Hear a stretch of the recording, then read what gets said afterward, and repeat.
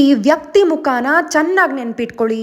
ಈಗಾಗಲೇ ಇವರು 4,000-5,000 ಜನರಿಗೆ ತಮ್ಮ ವಿದ್ಯೆಯನ್ನ ಕಲಿಸಿ ಅವರಿಂದಲೇ ಪರಿಹಾರವನ್ನ ಮಾಡಿಸಿ ಶಹಭಾಷ್ ಅನ್ಸ್ಕೊಂಡಿದ್ದಾರೆ. ನೀವೇನಾದ್ರೂ ಜೀವನದಲ್ಲಿ ಸೋತು ಹೋಗಿದ್ರೆ ಈ ವ್ಯಕ್ತಿಯೊಬ್ಬರು ಸಾಕು ನಿಮ್ಮ ಜೀವನವನ್ನ ಸರಿ ಮಾಡ್ಲಿಕ್ಕೆ. ಇವರೇ ಸಕಲ ಯಂತ್ರ ಮಂತ್ರ ತಂತ್ರವಿದ್ಯೆಗಳ ಪಾರಂಗತರು ಆದಂತಹ ಮಾಂತ್ರಿಕ ಬ್ರಹ್ಮ ಶ್ರೀ ಸುಭಾಷ್ ಆಚಾರ್ಯ ಗುರುಜಿ. ಜೀವನದಲ್ಲಿ ಸೋತು ನೊಂದು ಬೆಂದು ತಮ್ಮ ಜೀವನಾನೇ ಮುಗಿತು ಅನ್ಕೊಂಡವರೆಲ್ಲ ತನ್ನಂತೆಗೆ ವಿದ್ಯೆ ಕಲಿತು ಮುಂದೆ ಬರಬೇಕು ಅನ್ನೋದೊಂದೇ ಈ ವ್ಯಕ್ತಿಯ ಧ್ಯೇಯವಾಗಿದೆ.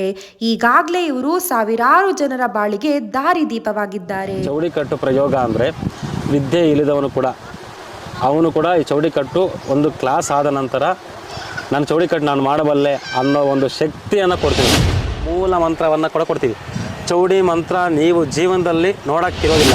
ಪ್ರಯೋಗ ನಿಮ್ಮ ಕೈಯಿಂದ ನೀವೇ ಮಾಡಬೇಕು, ನಿಮ್ಮ ಪರಿಹಾರ ನೀವೇ ಮಾಡ್ಕೊಳ್ಬೇಕು. ಹೇಳ್ಕೊಡೋ ಜವಾಬ್ದಾರಿ ನಮ್ಮದಿರುತ್ತೆ.